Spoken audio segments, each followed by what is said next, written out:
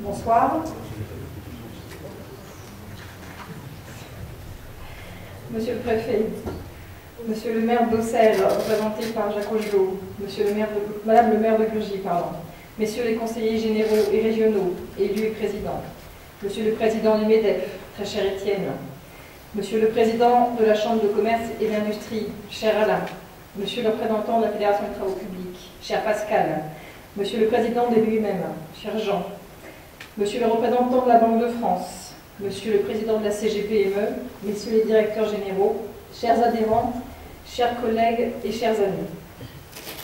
Ce mardi 17 janvier, étant le jour de rentrée de l'Assemblée nationale, nous avons reçu les excuses de nos parlementaires, madame le député Marie-Louise Faure, messieurs les députés Jean-Marie Roland et Jean-Pierre Soisson, ainsi que monsieur le sénateur et président du Conseil général, André Villy.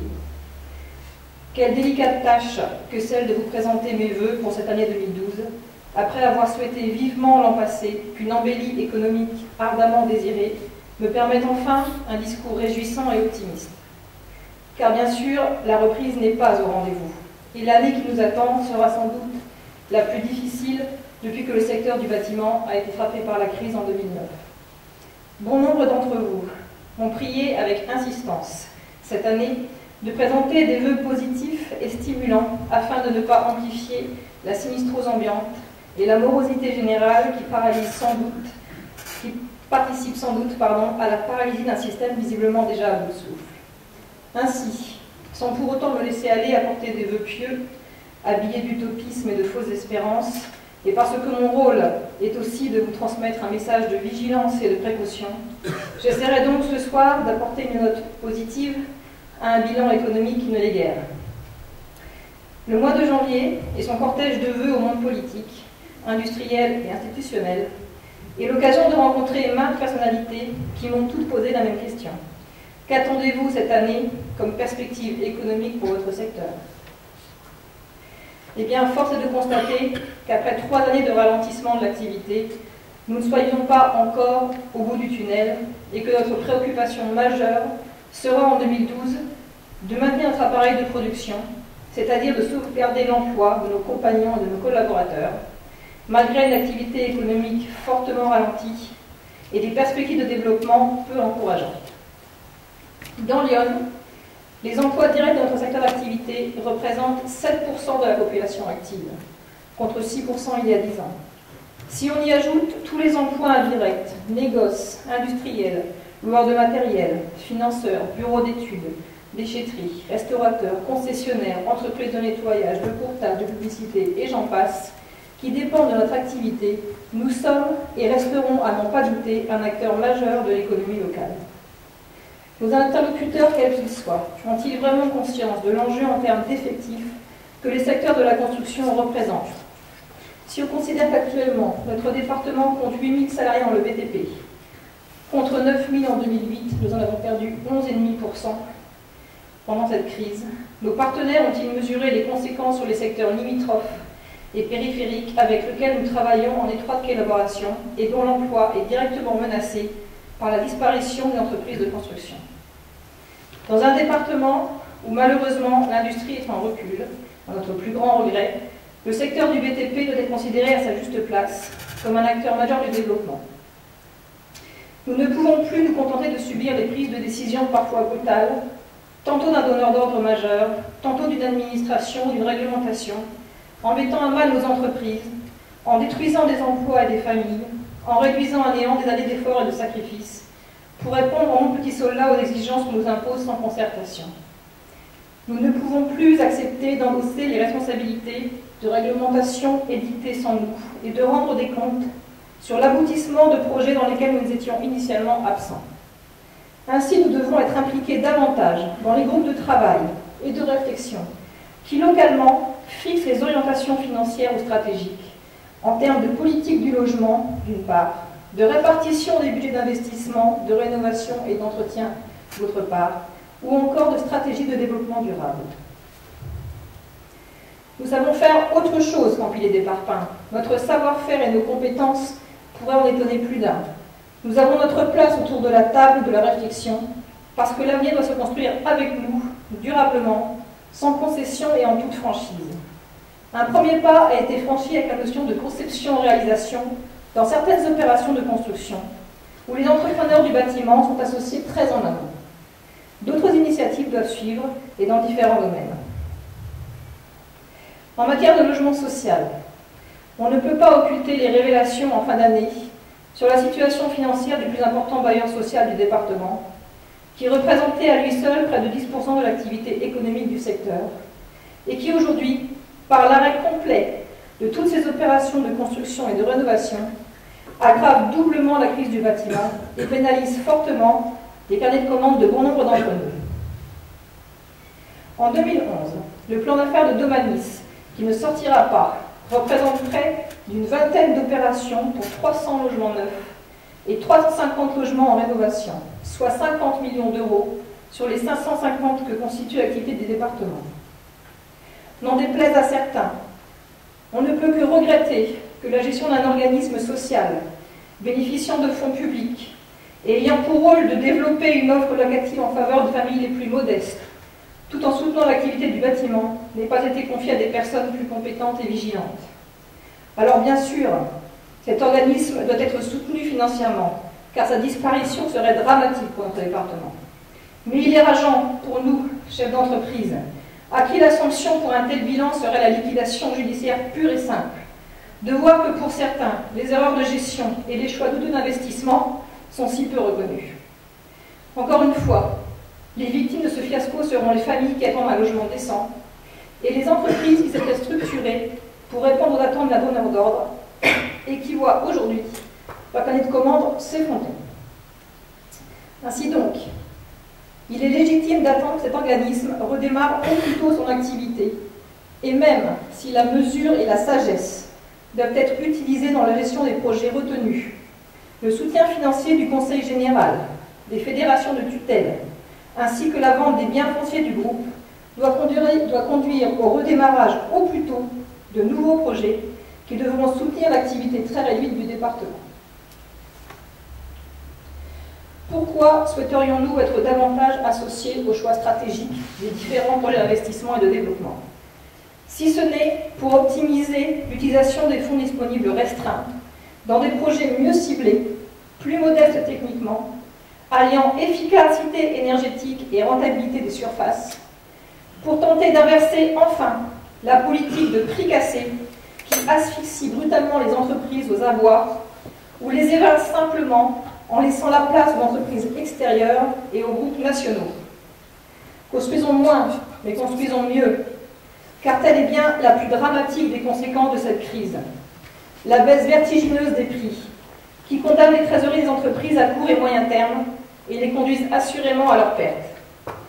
Comment peut-on faire croire que le coût de la construction est en baisse, alors que chacun sait et subit chaque jour la hausse du coût des matières premières, la part plus importante des matériaux, matériels et services spécialisés impliqués par les dernières normes, la revalorisation des salaires de nos compagnons de 2,5% cette année et l'augmentation des charges et impôts indirects destinés à nous faire participer à l'effort collectif. La responsabilité des maîtres d'ouvrage ne peut être occultée et ne peut s'abriter derrière le seul texte leur imposant le choix du moins-disant. D'autres textes et d'autres politiques courageuses permettent d'écarter les prix indécents et de faire valoir le mieux-disant. Il n'est pas tolérable de s'étonner après coup de l'augmentation des malfaçons et de la sinistralité sur les chantiers, de la minimisation des règles d'hygiène et de sécurité, ou de la mauvaise image que nous laissons ainsi à notre profession. Et même si certains entrepreneurs sont coupables de pratiquer ces prix, souvent dans le seul but de sauvegarder leurs effectifs, les maîtrises d'ouvrage doivent elles aussi assumer leurs responsabilités dans la destruction de l'appareil de production local. La lutte contre les offres anormalement basses demeure prioritaire et s'illustre notamment par la signature le 9 novembre dernier d'une charte entre la Fédération française du bâtiment et l'Association des maires de France qui recommande aux collectivités de recourir à une méthode consistant à déterminer la moyenne des offres et à considérer comme suspectes celles se situant en dessous d'un écart type. Cette sensibilisation doit se poursuivre et s'étendre aux différents donneurs d'ordre. La commande publique, elle aussi, en berne, ne redémarrera pas entre endettement national et futures échéances électorales, Notre secteur sera sans doute fortement impacté par les réductions budgétaires. Cette année, les surfaces de construction commencées sont en recul de près de 30% par rapport à 2009, alors que les permis de construire sont en progression. Quel obstacle entre les promesses de chantier et leur réalisation, sinon le courage des financeurs et la clairvoyance des décideurs qui distribuent les budgets disponibles. Ces maîtres d'ouvrage publics ou privés ont-ils conscience qu'en cette période tourmentée, la loi LME, réduisant le délai de paiement au 1er janvier 2012 à 45 jours contre 50 en 2011, est une sanction douloureuse pour nos entreprises qui peinent toujours à se faire payer dans des délais légaux. Compte tenu de l'état actuel des trésoreries des entreprises, cette réduction des délais de paiement n'est soutenable que si, dans le même temps, les délais clients se réduisent à due concurrence. C'est pourquoi la Fédération française du bâtiment propose deux évolutions qu'elle espère voir aboutir rapidement. La première viserait à imposer le paiement des acomptes mensuels et du solde dans un délai maximum de 30 jours à partir de l'émission de chaque demande de paiement afin de compenser la perte de crédit fournisseur. La seconde concerne la sanction des retards de paiement pour donner à l'entrepreneur le droit de suspendre l'exécution des travaux après une mise en demeure restée infructueuse, mais aussi d'imposer aux clients le versement d'intérêts moratoires à un taux réellement dissuasif. Le bâtiment plie, mais ne rompt pas, et nous pouvons en être fiers. Mais le bâtiment s'essouffle, et souffre d'être toujours et encore plus sollicité par de nouvelles charges sous forme de taxes ou de réglementation, et on peut regretter qu'en période de ralentissement économique, on n'ait pas reporté certaines réformes, ou en tout cas assoupli leurs applications, demandant à des entreprises en mal de résultats davantage d'investissements en matière de formation, de mise aux normes, de participation à l'effort collectif. Car en effet, en cette période de conjoncture délicate, il n'est pas acceptable de voir que les entrepreneurs que nous sommes, qui comptent parmi une minorité d'acteurs dans le paysage économique, créateurs d'emplois non délocalisables, créateurs de richesses, améliorant le cadre de vie et la qualité de vie de nos concitoyens, soient toujours et encore montrés du doigt et choisis comme bouc émissaire pour pallier aux égarements d'un système économique défaillant. Quel agacement est le nôtre quand tel bailleur social nous menace d'application de pénalités de retard systématiques pour compenser une partie non substantielle de ses déboires financiers. Quelle incompréhension de voir les budgets de formation mutualisés et donc restreints, alors que les obligations de formation continue et de mise aux normes se durcissent. Quelle hérésie de voir les assureurs crédits, les banquiers et tout ce monde financier qui, non contents de porter ceinture et bretelles pour éviter toute ambition courageuse, notent le bâtiment comme secteur à risque et empêchent la concrétisation de bon nombre de projets d'investissement, tant pour les professionnels que pour leurs clients. Y a-t-il des signes positifs pour notre département? Il faut l'espérer quand on sait que nous sommes en dessous de la moyenne nationale de logement social dans l'Yonne, 13% contre 17%. On pourrait attendre la mise en chantier de nouveaux logements positionnés non plus en zone rurale, mais dans les centres urbains pour répondre aux besoins de nos concitoyens. Les travaux de rénovation pour le particulier qui devraient se maintenir cette année malgré le relèvement de la TVA à 7%. Sur ce sujet, soyons beaux joueurs. Nous l'avons échappé belle, la casse est limitée. Nous en sortons bien avec 1,5% d'augmentation, disons-le, car cette mesure très populaire, qui a vraiment porté le secteur pendant des années et permis l'amélioration du cadre de vie de bon nombre de nos clients, générera encore en 2012 d'autres travaux de rénovation et de réhabilitation. Concernant les enjeux du Grenelle de l'environnement, on peut également se féliciter de la reconnaissance accordée par le gouvernement à notre marque les pros de la performance énergétique. En effet, l'octroi des aides publiques sera conditionné à la réalisation des travaux par des entreprises bénéficiant d'un signe de qualité reconnu Grenelle Environnement. Cette éco-conditionnalité sera effective le 1er janvier 2014. Alors je vous invite tous d'ici là à finaliser votre processus d'obtention du label des pros de la performance énergétique. Pour soutenir cette action, une campagne de communication grand public est menée par l'ADEME sur le plan national en ce début d'année en faveur des signes de qualité dont bénéficie notre marque, que ce soit à la radio, dans la presse écrite ou sur le web. Les clients seront fortement orientés pour le choix d'entreprises qualifiées et certifiées. Il faudra également se préparer à relever le défi de la mise en conformité des établissements recevant du public. sous le triptyque performance énergétique, accessibilité et sécurité incendie, marché porteur qui offrira de nouvelles opportunités à ceux qui sauront les prendre. Depuis quelques semaines, d'autres questions ont été posées également par vous, chers collègues, chers adhérents, plus inquiétantes peut-être, laissant présager de votre lassitude et de votre découragement passager face à une situation difficile qui dure et qui ne nous laisse pas percevoir la sortie du tunnel. Pourquoi continuer dans ces conditions? Dans quel but? Ne vaut-il pas mieux tout arrêter maintenant? Il n'est pas simple de vous répondre, quand moi-même, malgré mon optimisme légendaire, je regarde parfois avec perplexité mes 16 compagnons au débriefing du matin, en me demandant si je réussirais à maintenir leur emploi durant les mois prochains. Mais une chose est sûre, contrairement à beaucoup d'autres, nous avons finalement une grande chance, nous pouvons décider de notre avenir et de cette orientation. Car finalement, pourquoi avons-nous choisi d'être chef d'entreprise, si ce n'est pour l'indépendance, pour le libre arbitre, l'autonomie et la liberté de choix? Et puis cette profession, nous l'avons épousée par passion, pour le meilleur et pour le pire, en n'ignorant rien du caractère cyclique de notre activité. Visiblement, c'est l'heure du pire, le moment de subir et de survivre. Mais le meilleur viendra, et nous le verrons arriver ensemble.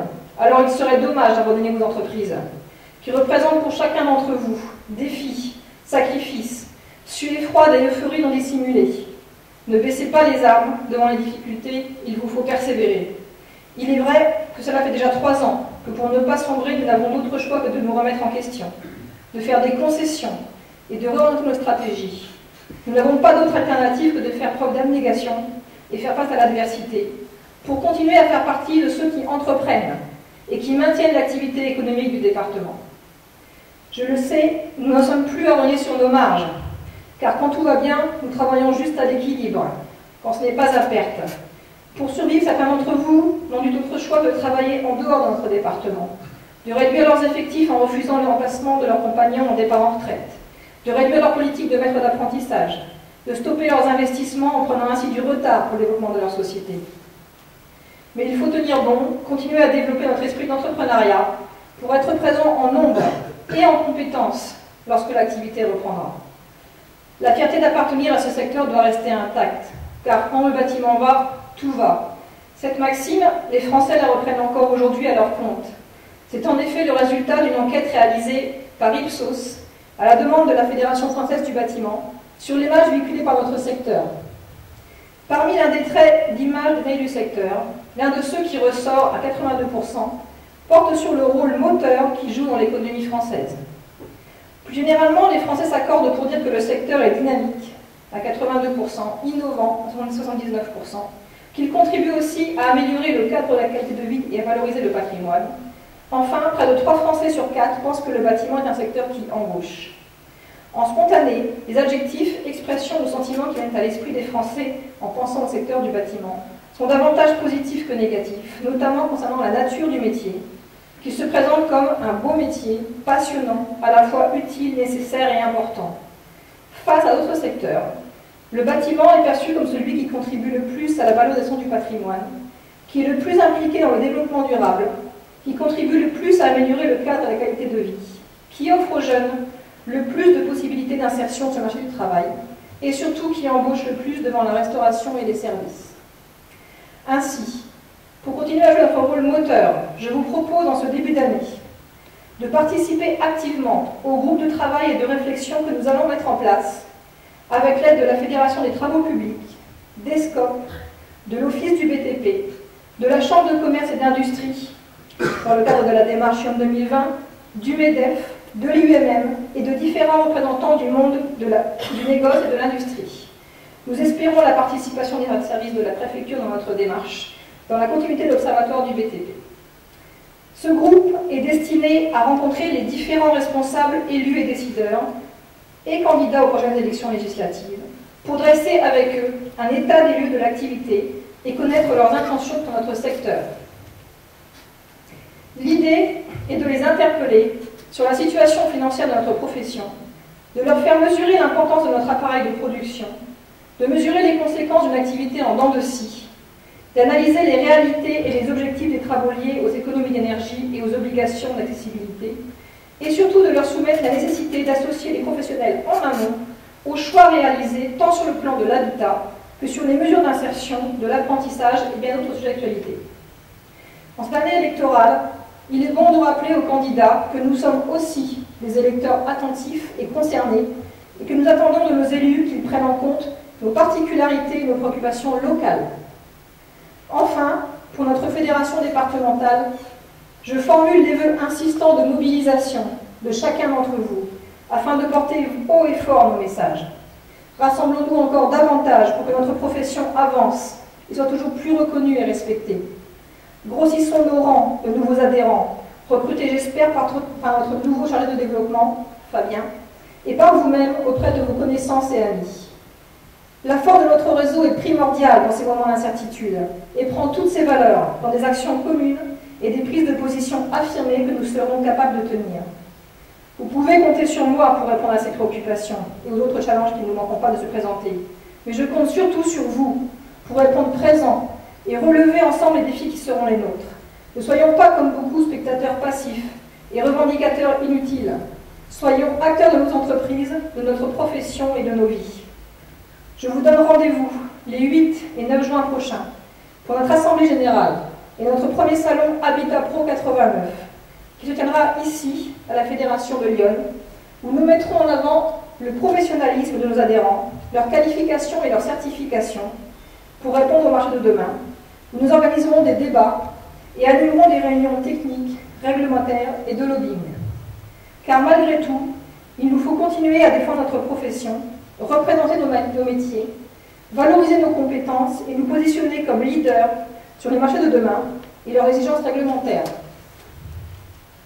L'occasion vous sera donnée de promouvoir auprès du public vos spécificités techniques individuelles et votre capacité à mutualiser vos compétences pour proposer aux clients l'offre globale, l'interlocuteur unique, depuis la maîtrise d'œuvre, le financement, jusqu'à la labellisation et la réception de chantier.